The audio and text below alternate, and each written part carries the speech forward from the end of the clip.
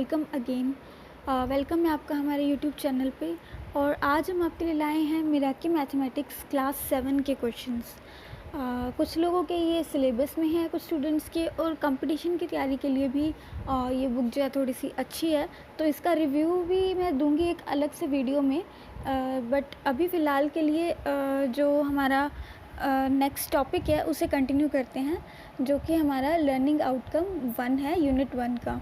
लेकिन उससे पहले आई वुड रिक्वेस्ट कि मैंने इस वीडियो को डालने से पहले एक प्लेलिस्ट बनाई है, और उस प्लेलिस्ट के अंदर पहले कुछ वीडियोज़ हैं, तो उन वीडियोज़ को जो है आप पहले देख लो, क्योंकि जो बेसिक्स हैं, जो प्रॉपर्टीज़ वगैरह हैं, या कुछ जो एनसीईआरटी का बेसिक पार्ट है, वो सेम है दोनों बुक्स में। तो उसके लिए अलग से वीडियो बनाने की ज़रूरत नहीं है। तो अगर आप उसे देख लोगे तो आपको ये एक्सरसाइज अच्छे से समझ में आएगी। तो मैं यहाँ पर डायरेक्ट एक्सरसाइज से शुरू करूँगी। तो रेगुलर अपडेट्स पाने के लिए हमारे वीडियोस पे आप हमारे चैनल को सब्सक्राइब कर सकते हैं और बेल आइकन को प्रेस कर सकते हैं। बेल आइकन को प्रेस करने का ये फ़ायदा होता है कि जैसे ही कोई वीडियो अपलोड होती है तो उसी वक्त आपको जो है नोटिफिकेशन आ जाता है। तो चलिए फ्रेंड्स, स्टार्ट करते हैं। So Miraki Mathematics Class 7 by Sandeep Srivastav, complete solutions. So first check videos in playlist before watching this video. So NCERT basics are same.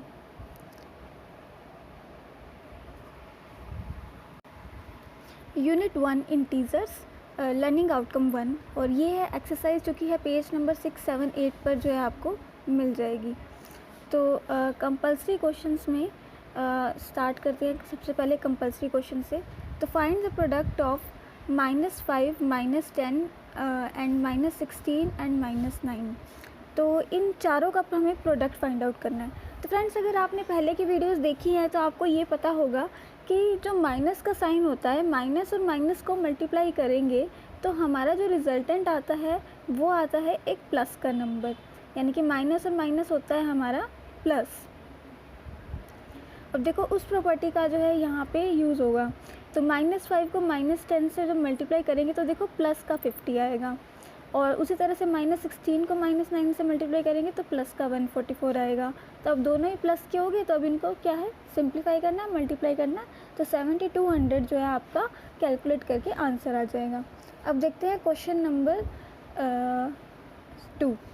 Question number 2 के अंदर है कि हमें कुछ प्रोडक्ट फाइंड आउट करनी है। 64 × 23 एंड +-732 × 21।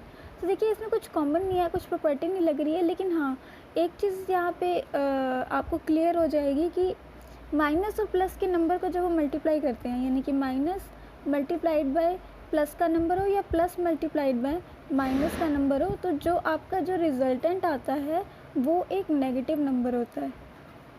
ये नंबर लाइन वाली वीडियो के अंदर पूरा अच्छे से एक्सप्लेन किया गया है कि ऐसा क्यों होता है, तो आप वहाँ पे जाके देख सकते हो। यहाँ पे हम सॉल्व कर रहे हैं। तो 64 × 23 + -732 × 21। तो 64 × 23 -732 × 21, और तो 64 को 23 से मल्टीप्लाई किया तो 1472 आया, और 732 को 21 से किया तो 15372 आया। लेकिन ये 15372 जो है ये नेगेटिव नंबर होगा। क्यों? क्योंकि 732 माइनस का था और 21 प्लस का था। अब इन दोनों को हम सिंपली ऐड सब्ट्रैक्ट करेंगे, तो ये आएगा, इनको हमें सब्ट्रैक्ट करना पड़ेगा क्योंकि एक नंबर प्लस का है, दूसरा माइनस का है, तो सब्ट्रैक्ट होंगे ये। और साइन जो है, जो रिजल्टेंट नंबर का साइन जो है वो बिगर नंबर का चलता है। तो बिगर नंबर हमारे पास ये है -15372, तो उसका साइन नेगेटिव है, तो आंसर में भी हम इसे नेगेटिव ही लिखेंगे। तो -13900 हमारा आंसर हो गया। अब देखो क्वेश्चन नंबर 3। क्वेश्चन नंबर 3 के अंदर हमें मेंशन किया गया है कि वेरीफाई करो a - - b = a + b for the following values of a and b। मतलब कि आपको ये प्रॉपर्टी वेरीफाई करनी है कि a - - b = a + b जो है वो वर्क कर रहा है a की अलग अलग वैल्यूज़ के लिए, a और b की अलग अलग वैल्यूज़ के लिए। तो पहले हमने लेफ्ट हैंड साइड को कैलकुलेट कर लिया। तो 19 -15, और माइनस माइनस क्या होता है, प्लस होता है, तो 19 और प्लस 15 ही हो जाएगा 34। और राइट हैंड साइड जब आप निकालोगे तो राइट हैंड साइड में तो करना ही है आपने प्लस है, तो 19 + 15 जो है 34। तो देखिए RHS और LHS जो है आपके इक्वल आ गए हैं। तो इस तरह से आपकी प्रॉपर्टी जो है वो वेरीफाई हो गई है। अब आ जाओ पार्ट बी पे इसी क्वेश्चन के। इसका पार्ट बी के अंदर भी कुछ अलग नहीं है, बस उसकी वैल्यू अलग दी गई है। तो वैल्यू अलग दी गई है तो उसी अकॉर्डिंग हम उसको वहाँ पे पुट कर लेंगे। तो a माइनस माइनस बी की जगह पे क्या हो जाएगा, 416 माइनस माइनस 335। अब माइनस माइनस हो जाएगा आपका प्लस, और इन दोनों को ऐड करेंगे तो 751 आएगा। और RHS पे हमें a प्लस बी निकालना था, तो 416 प्लस 335 हो गया, वो होगा 751। तो LHS और RHS इक्वल आ गए, तो प्रॉपर्टी हमारी जो है वेरीफाई हो चुकी है। अब देखो क्वेश्चन नंबर 4। क्वेश्चन नंबर 4 में कह रहा है कि determine the integer whose product with -7 is 665। वो कह रहा है कि ऐसे इंटीजर को फाइंड आउट करो जिससे -7 से मल्टीप्लाई किया जाए तो 665 है। तो आपने इस तरह के क्वेश्चंस पहले भी किए होंगे, लेकिन इंटीजर्स में नहीं किए होंगे कि 10 को किससे मल्टीप्लाई करें कि 50 आ जाए। ऑब्वियसली 5 कैसे पता चलेगा, उसको डिवाइड करके।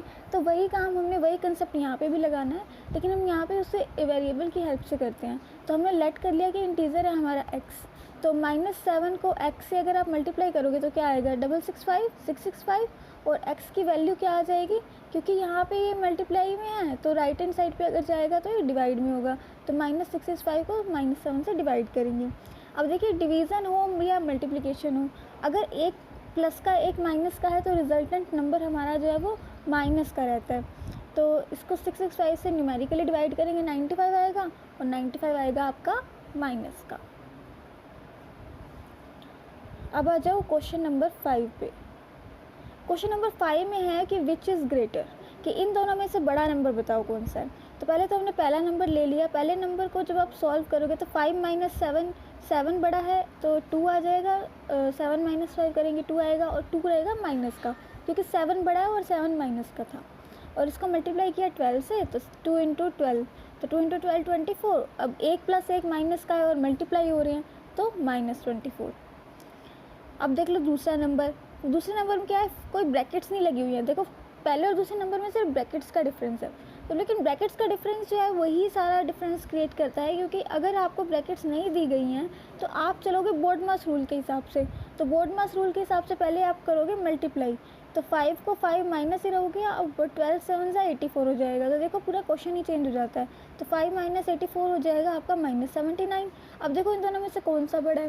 वैसे तो न्यूमेरिकली 24 छोटा है 79 से, लेकिन माइनस क्या है ना दोनों, तो माइनस के अंदर क्या होता है, उल्टा चलते हैं हम। तो 24 -24 जो है -79 से बड़ा होगा।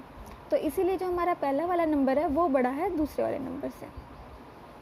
तो अगर इसका आंसर हमसे कोई पूछेगा तो हम ये बोलेंगे कि फर्स्ट वाला नंबर जो ये दिया गया ब्रैकेट वाला, ये नंबर बड़ा है। अब आ जाओ पार्ट बी पे। पार्ट बी में हमें बोला गया है कि 11 इंटू 9 प्लस 23 और 11 इंटू 9 प्लस 23, इसमें भी सिर्फ ब्रैकेट्स का ही डिफरेंस है। लेकिन 11 मल्टीप्लाई 9 क्या हो जाएगा आपका 99, और प्लस करेंगे 23 तो 122। अब दूसरा नंबर देख लो, लेकिन दूसरे नंबर में भी उस चीज़ का कोई डिफरेंस नहीं पड़ेगा, क्योंकि ब्रैकेट्स जो लगी हुई थी वो मल्टीप्लाई पे लगी हुई थी। तो यहाँ पे भी 99 ही आएगा पहले, क्योंकि मल्टीप्लिकेशन पहले होता है। तो 99 प्लस 23 इज इक्वल टू हो गया 122। तो अब ये दोनों क्या है, इक्वल है, तो इनमें कोई भी ग्रेटर देन नहीं आएगा। अब देखो क्वेश्चन नंबर 6, उसमें हमें कुछ वेरिफिकेशन करना है और ये बताना है कि इसमें लॉ कौन सा अप्लाई किया है।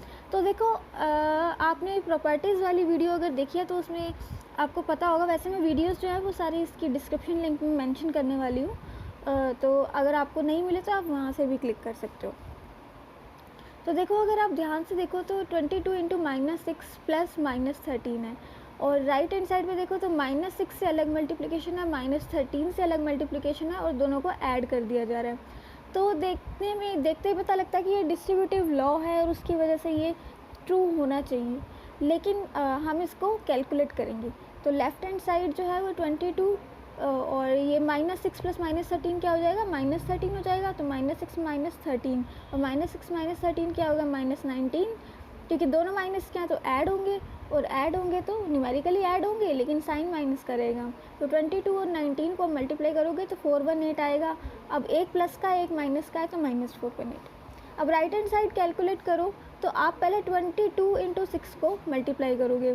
तो 22 इंटू 6 को मल्टीप्लाई किया तो -132 आया। उसी तरह से 22 को 13 से मल्टीप्लाई किया तो -286 आया। क्यों, क्योंकि एक प्लस का एक माइनस का है, ओवरऑल साइन माइनस का रह गया। तो और अब देखो -132 प्लस -286, तो इसकी वैल्यू क्या आ गई -132 -286, और ये क्या आएगा -418। इन दोनों को ऐड करेंगे और साइन रहेगा हमारा माइनस का, तो -418 हमारा आंसर जो है राइट हैंड साइड की वैल्यू निकल गई है। तो LHS is equal to RHS, और हमें पता है कि ये distributive law of multiplication of integer होता है ओवर एडिशन पे, कि अगर हम दो नंबर्स हमें ब्रैकेट्स में दिए गए हैं जो कि ऐड हो रहे हैं और उन्हें हमें किसी नंबर से मल्टीप्लाई करना है, तो चाहे आप एक एक नंबर से उसे अलग अलग मल्टीप्लाई कर लो और फिर ऐड कर लो, तो हमारा आंसर जो है सेम रहता है। तो इसका फर्स्ट पार्ट जो है वेरीफाई हो गया।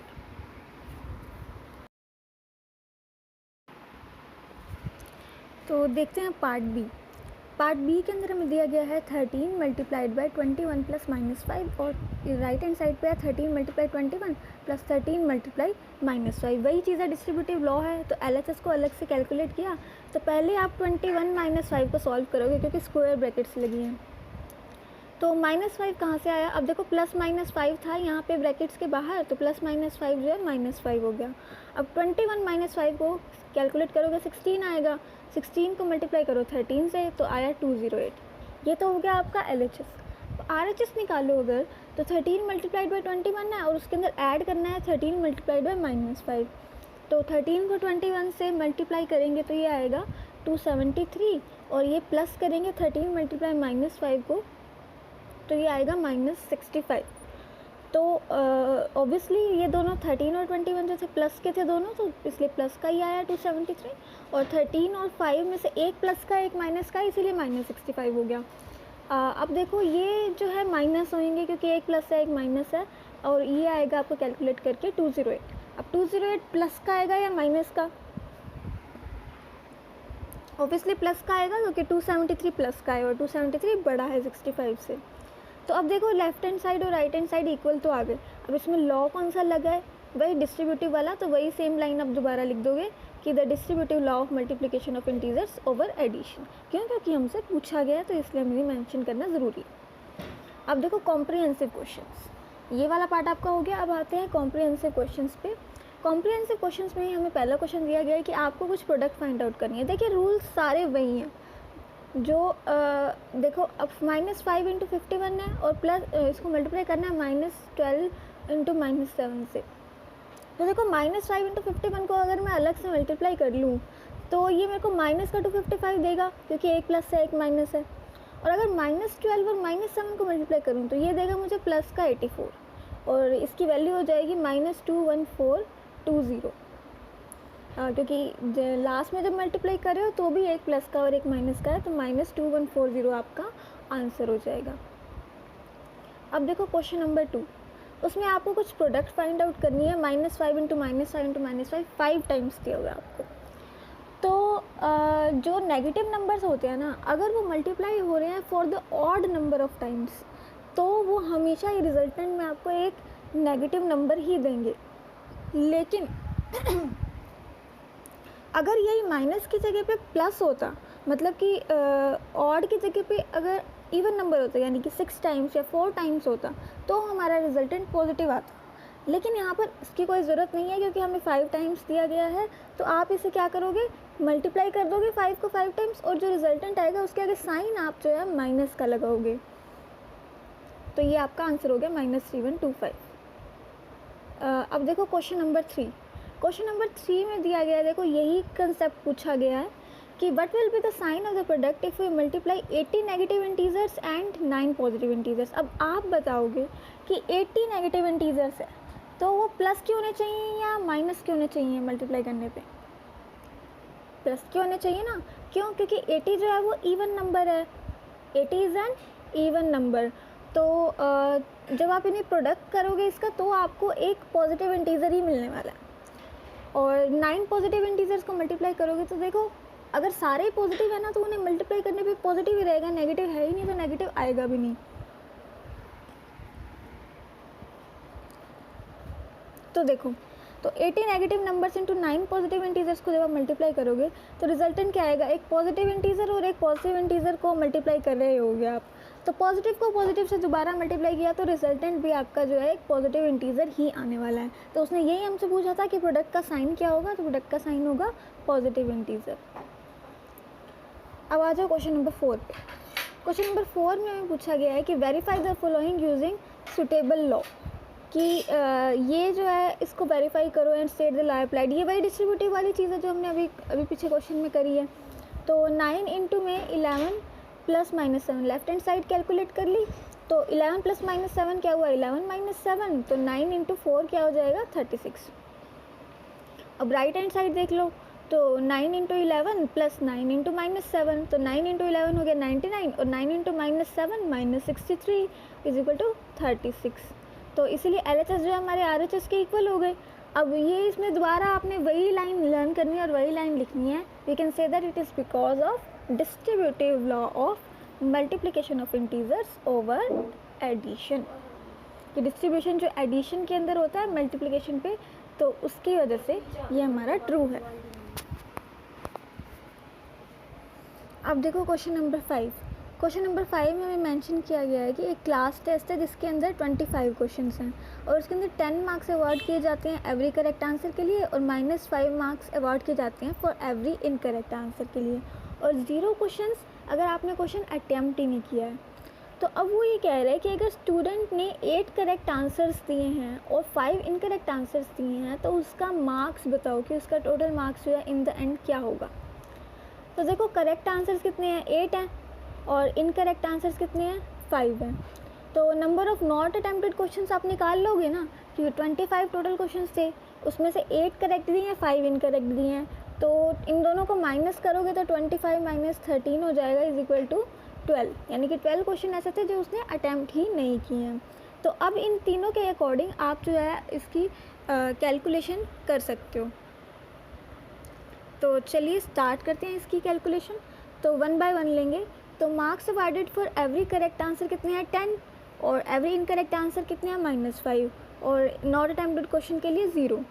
तो अब आप इसका टोटल स्कोर अगर निकालने लगोगे तो जितने सही आंसर दिए हैं उसको मल्टीप्लाई करोगे marks awarded for correct answer, जो गलत दिए हैं उसको मल्टीप्लाई करोगे -5 से, और जो नहीं किए हैं उन्हें मल्टीप्लाई करोगे 0 से।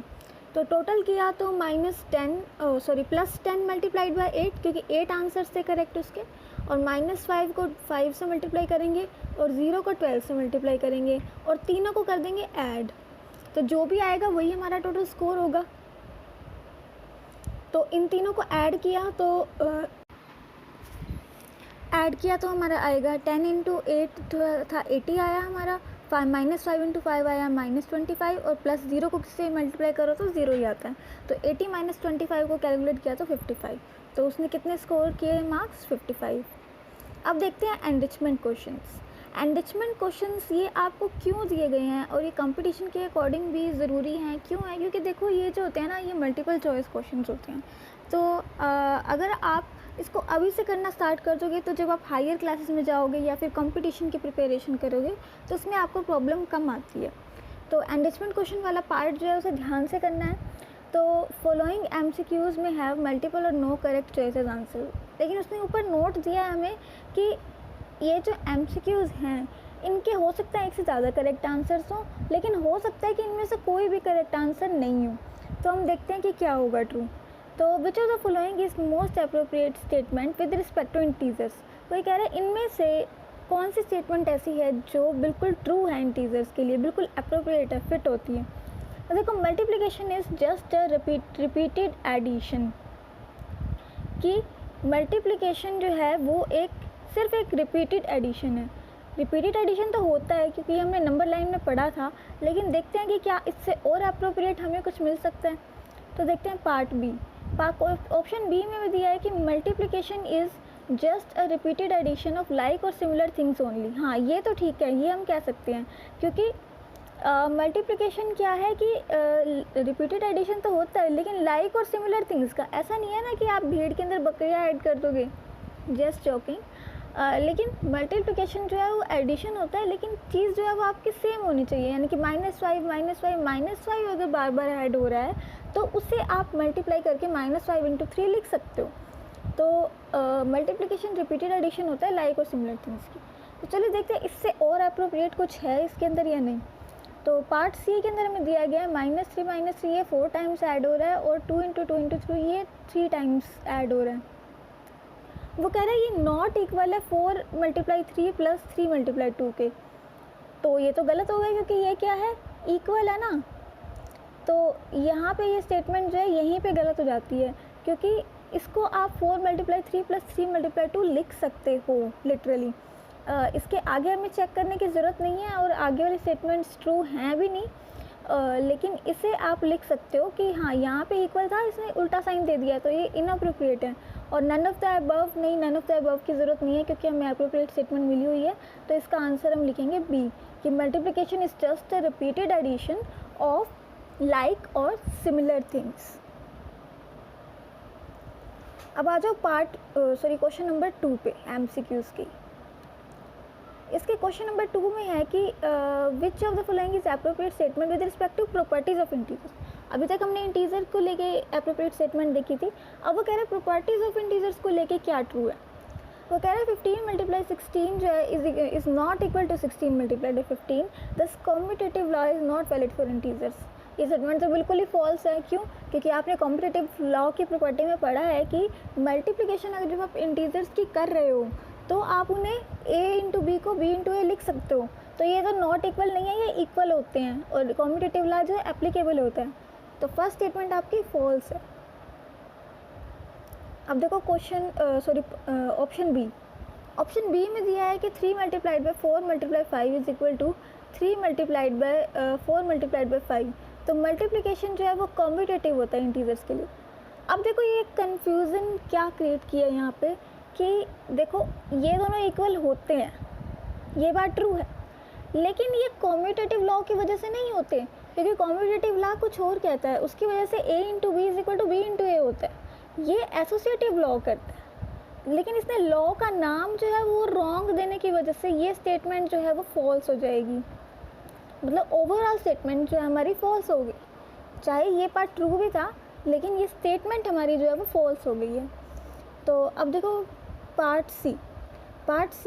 ऑप्शन सी के अंदर है 2 × 6 × 7 इज इक्वल टू 2 × 6 × 7। यानी कि मैं 2 और 6 को पहले मल्टीप्लाई कर लूँ या 6 और 7 को पहले मल्टीप्लाई कर लूँ, उससे फ़र्क नहीं पड़ेगा।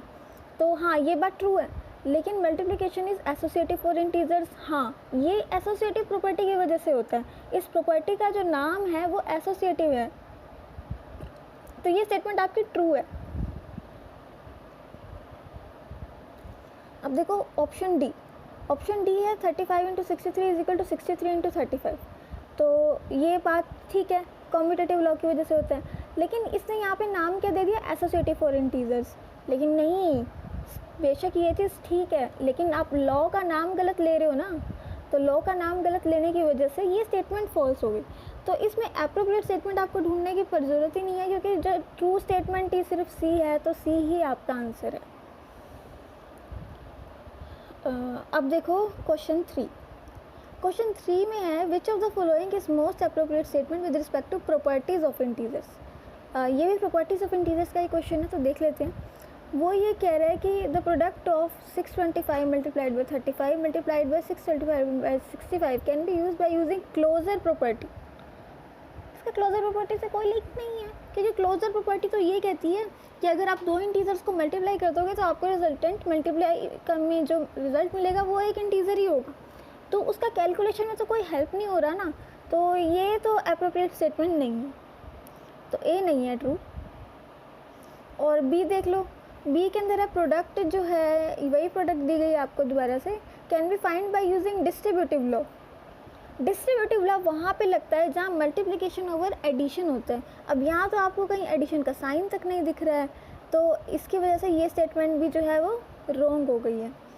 अब पार्ट सी क्या कह रहा है, 2 × 8 इज इक्वल टू 16। तो this shows that multiplication is not valid for integers. 2 × 8 is equal to 16, ये बात आपकी ठीक है, लेकिन ये बात आपकी ठीक नहीं है कि multiplication is not valid for integers. इस वजह से आप मल्टीप्लिकेशन को इनवैलिड नहीं कह सकते ना इंटीजर्स के लिए। और ऑल ऑफ द अबव क्या कुछ भी ट्रू नहीं है, तो इसका क्या आएगा, जो उसने भी शुरुआत में कहा था कि हो सकता है कि MCQs के अंदर कोई भी स्टेटमेंट ट्रू हो ही नहीं, तो वही आएगा कि no correct choice is as answer. तो ये मल्टीपल चॉइस आपके क्वेश्चंस हो गए। अब देखते हैं pre exam review. Pre exam review का पहला क्वेश्चन, इसमें हमें बोला गया है कि प्रोडक्ट फाइंड आउट करो 19 मल्टीप्लाइड बाई -13 इंटू में 9 मल्टीप्लाइड बाई -5 की। तो 19 मल्टीप्लाइड बाई -13 अब तक तो आपको पता लग गया होगा, 2-3 क्वेश्चन हम इस तरह के कर चुके हैं कि 19 मल्टीप्लाइड बाई -13 करेंगे तो नंबर तो हमारा माइनस का ही आएगा। तो सिंपल हमें इसे जो है कैलकुलेट करना है। तो -247 आ गया और -9 इंटू -5 क्या हो गया, प्लस का 45। तो अब आप इन दोनों को मल्टीप्लाई कर दो। मल्टीप्लाई करोगे तो देखो -247 है और +45 है, तो जो रिजल्टेंट नंबर आएगा वो आएगा तो माइनस का ही। तो इसको आप सिंपली कैलकुलेट करोगे तो -115 जो है आपका आंसर हो जाएगा। फर्स्ट क्वेश्चन डन हो गया आपका। अब कह रहा है क्वेश्चन नंबर 2। क्वेश्चन नंबर 2 में कह रहा है कि अरिहंत ने 2 एक्सपेरिमेंट्स कंडक्ट किए लेबोरेटरी में। तो एक का टेम्परेचर उसने रखा 42 डिग्री सेल्सियस और दूसरे का रखा -62 डिग्री सेल्सियस। तो अब वो ये कह रहे हैं कि what is the difference of temperature in these 2 experiments, कि इन 2 एक्सपेरिमेंट्स के अंदर टेम्परेचर डिफरेंस फाइंड आउट करो। तो टेम्परेचर डिफरेंस के लिए ऑब्वियसली आपको दोनों को माइनस करना पड़ेगा। तो पहले तो आपने लिख लिया फर्स्ट एक्सपेरिमेंट का, फिर सेकंड एक्सपेरिमेंट का, फिर दोनों को कर दिया माइनस। अब देखो माइनस कर रहे हो आप -62 को, माइनस कर रहे हो -62 को, तो माइनस माइनस क्या होता है प्लस। अभी इसके पहले जो हमने स्टार्टिंग में जो क्वेश्चंस किए थे उसके अंदर आया था ना कि a minus minus b is equal to a plus b होता है, तो वही चीज़ प्रॉपर्टी यहाँ पे यूज़ होगी। तो 42 + 62 हो जाएगा 104 डिग्री सेल्सियस, यानी कि इतना टेम्परेचर डिफरेंस जो है एग्जिस्ट करता है दोनों एक्सपेरिमेंट्स में। अब देखो क्वेश्चन नंबर 3। क्वेश्चन नंबर 3 में हमें ये बोला गया है कि विच इज़ ग्रेटर, 2 नंबर्स दिए गए हैं और इनमें से कौन सा बड़ा है। अब इस तरह के क्वेश्चंस आप पहले कर चुके हो, लेकिन हम यहाँ पे सॉल्व कर रहे हैं तो इसको दोबारा से सॉल्व करेंगे। तो 7 + -9 इंटू में 11, तो इसको मैं लिख सकती हूँ 7 - 9 है ये, और इसको मल्टीप्लाई करेंगे 11 से। तो 7 - 9 हो गया -2 और मल्टीप्लाई किया 11 से, तो ये क्या हो गया -22। अब देखते हैं 7 + -9 और 7 + -9 मल्टीप्लाइड बाई 11, ये आपका दूसरा नंबर है। तो देखो पहले तो +-9 को आप 7 - 9 इंटू 11 लिखोगे। अब ध्यान से देखें तो बोर्ड मास का रूल लगेगा, तो मल्टीप्लाई पहले होगा, तो 7 - 99 हो गया और 7 - 99 होगा -92। अब देखो 22 और 92 में से वैसे तो 22 छोटा होता है, लेकिन माइनस का होने की वजह से ये बड़ा हो जाएगा। तो हमारा आंसर क्या है, फर्स्ट वाला नंबर जो है वो हमारा बड़ा है। अब देखते हैं क्वेश्चन नंबर 4। क्वेश्चन नंबर 4 में क्या है कि इसे आप सुटेबल लॉ से वेरीफाई करो। पहले जो हमने क्वेश्चंस किए हैं उसमें कोई डिफरेंस नहीं है, बस इसने LHS को RHS बना दिया, RHS को और RHS को LHS बना दिया। तो नहीं, वो भी नहीं किया है। तो सिंपल है, 11 को मल्टीप्लाई कर रहे हो 6 + -4 से, 11 को 6 से मल्टीप्लाई कर रहे हो और उसमें ऐड कर रहे हो 11 × -4। डिस्ट्रीब्यूटिव लॉ है, पता है। तो पहले LHS फाइंड आउट करेंगे, तो 11 मल्टीप्लाइड बाई 6 + 4 हो जाएगा 11 मल्टीप्लाइड बाई 6 - 4, क्योंकि +-4 यानी कि -4। तो 6 - 4 हो जाएगा आपका 2, तो 11 मल्टीप्लाइड बाई 2 हो गया 22। अब देख लो राइट हैंड साइड।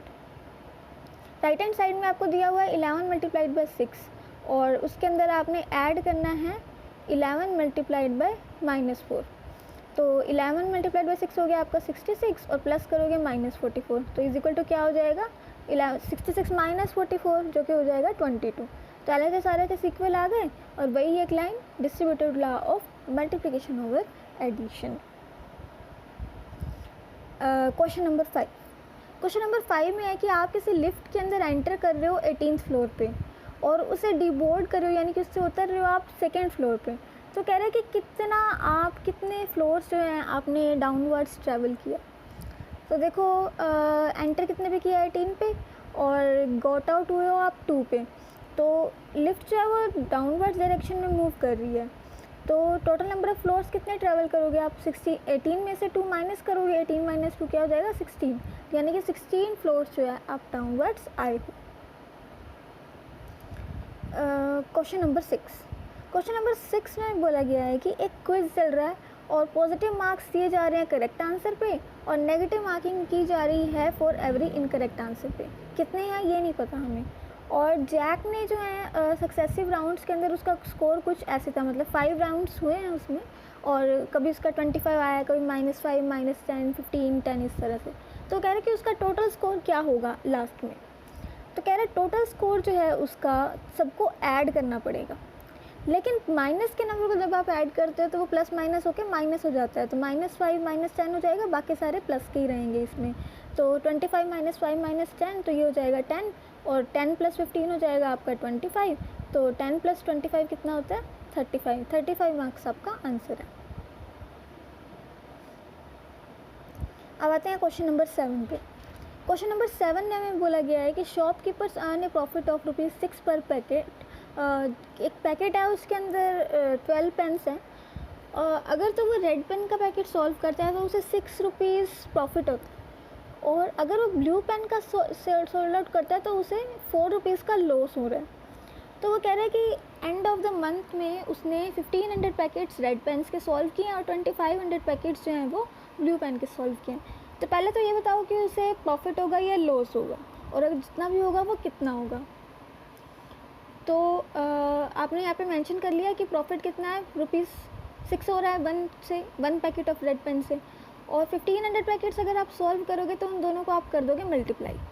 तो मल्टीप्लाई करने पे आपका आंसर क्या आया, 15 × 6 90 होता है, तो 90 × 00 9,000 रुपीज़ जो है उसको प्रॉफिट हुआ है। और लॉस कितना हुआ है, एक ब्लू पेन को सॉल्व करने पे सेल आउट करने पे 4, और उसने किए कितने हैं 2500 हैं, तो 2500 को 4 से मल्टीप्लाई करेंगे तो 10,000 जो है उसका टोटल लॉस हो जाएगा। तो अब आप देख रहे हो कि 10,000 लॉस हुआ और 9,000 प्रॉफिट हुआ है, तो ओवरऑल लॉस जो है वो ज़्यादा हो गया प्रॉफिट से। तो लॉस ज़्यादा होने की वजह से उसे जो ओवरऑल भी लॉस ही होगा। तो टोटल लॉस कितना होगा, 10,000 में से 9,000 माइनस कर दो तो 1,000 रुपीज़ आपका लॉस हो जाएगा। यही आपका आंसर भी है। अब आते हैं एनसीईआरटी एग्जाम्पलर पे। वैसे तो एनसीईआरटी के क्वेश्चन इसमें बहुत सारे हैं, लेकिन कुछ क्वेश्चंस हैं जो इस बुक में इंक्लूड किए गए हैं। 2 क्वेश्चंस इंक्लूड किए गए हैं, तो उनको सॉल्व करते हैं। तो पहला दिया गया है कि a green grocer had a profit of ₹47 on Monday, a loss of ₹12 on Tuesday and a loss of ₹8 on Wednesday. तो फाइंड द नेट प्रॉफिट और लॉस इन 3 डेज। वो ये कह रहे हैं कि एक ग्रीन ग्रोसर है आपके पास और उसको जो है प्रॉफिट होता है मंडे को, और लॉस होता है ट्यूसडे को, और वेडनेसडे को भी लॉस होता है। तो वो कह रहे हैं कि उसका नेट प्रॉफिट या लॉस कितना है 3 दिनों के अंदर। तो मंडे को लॉस कितना है उसका 47, और ट्यूसडे को मंडे को प्रॉफिट है 47 का, और ट्यूसडे को लॉस कितना है 12 का, और वेडनेसडे को लॉस कितना है ₹8 का। तो इसे जब आप नेट प्रॉफिट या लॉस कैलकुलेट करोगे तो आपको जो लॉस वाले क्वेश्चंस है ना, जो लॉस वाली आइटम्स हैं उन्हें आप माइनस में करोगे लॉस के अमाउंट को, और जो प्रॉफिट वाला है उसे करोगे आप प्लस में। तो 47 के अंदर प्लस करोगे आप -12 और -8, तो यानी कि -12 और -8 जो है उसमें से माइनस होंगे, तो 47 -12 -8, तो 47 -20 हो गया एक तरह से। तो 47 - 20 को जब आप कैलकुलेट करोगे तो ये आपको देगा 27। तो उसको ओवरऑल नंबर आपका पॉजिटिव आ गया, तो इसका मतलब प्रॉफिट हुआ है। तो प्रॉफिट जो 3 दिन में हुआ है वो हुआ है 27 रुपीज़ उसे। अब देखते हैं क्वेश्चन नंबर 2। क्वेश्चन नंबर 2 में कह रहे हैं कि सना और फातिमा ने एक एप्पल रेस में पार्टिसिपेट किया, और वो रेस जो थी वो 6 पार्ट्स में हुई है, और पहले पार्ट में जो है सना ने 10 सेकंड से उसे जीत लिया, और सेकंड पार्ट में 1 मिनट से वो लूज़ कर देती है। फिर उसके बाद 20 सेकंड से थर्ड पार्ट में फिर से जीतती है, और 25 सेकंड से फोर्थ पार्ट पे लूज़ कर देती है। फिर उसके बाद फिफ्थ पार्ट के अंदर 37 सेकंड से दोबारा से लूज़ करती है, और 12 सेकंड से 6 पार्ट में जो है वो जीत लेती है। तो अब बताओ कि टोटल जो है उसने रेस जीती है या हारी है। तो ये कैलकुलेट करने के लिए आपको पहले कैलकुलेट करना पड़ेगा कि ओवरऑल दोनों ने टाइमिंग्स जो हैं वो कितनी ली हैं।